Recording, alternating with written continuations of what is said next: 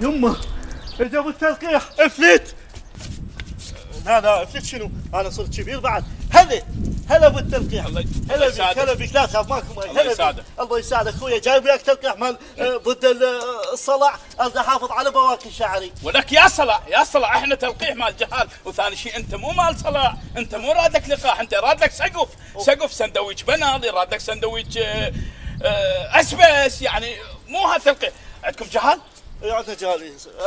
تريدهم سفر الى صاله. ولك يا سفري انا قابل راي تلفه. ولك انا اريد القحهم. هذا لقاح. احنا طالعين اليوم جوله حتى نلقح المتسربين اللي ما ملقحين. يعني طالعين على الفراريه. ولك يمتى اخر مره لقحتهم؟ اخر مره لقحتهم يوم الاثنين. يا اثنين اللي تجي ورا الاحد.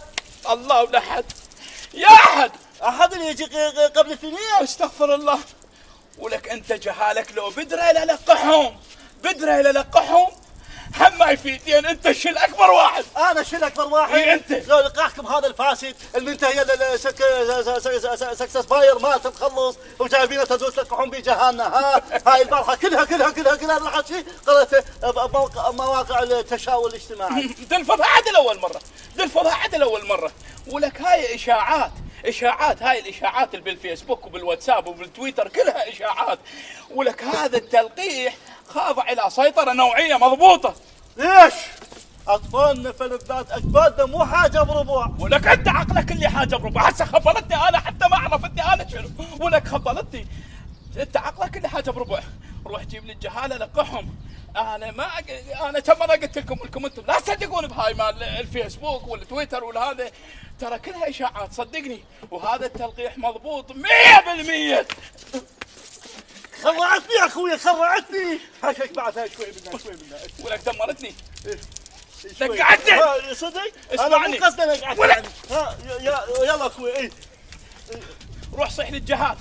انا اليوم ما اتحرك منه لان هذا اللقاح مضبوط من فرنسا.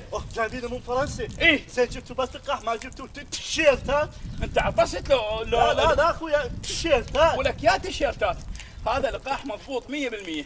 انا ما اقول لك احنا ما بينا غلط، لا بينا غلط، بس وزاره الصحه نفت هاي الامور مال الاشاعات ونفت ما شنو. هذا التلقيح قالوا مضبوط 100%. واحنا من وزاره الصحه. هاك هاي هويتي حتى تصدق. وارجع واقول لك هذا